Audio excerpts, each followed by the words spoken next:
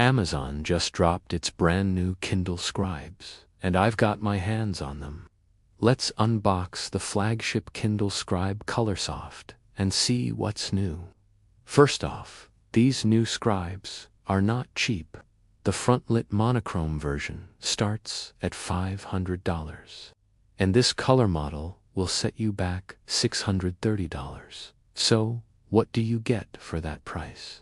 The screen is now a larger 11 inches with smaller bezels, all packed into a slimmer and lighter body.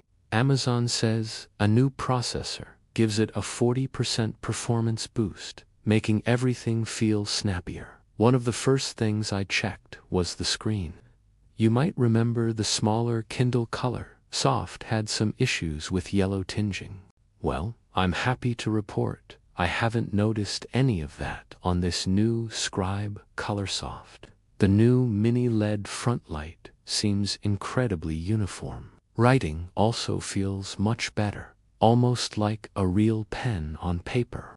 I'll be putting these through their paces for a full review, so be sure to subscribe for more updates.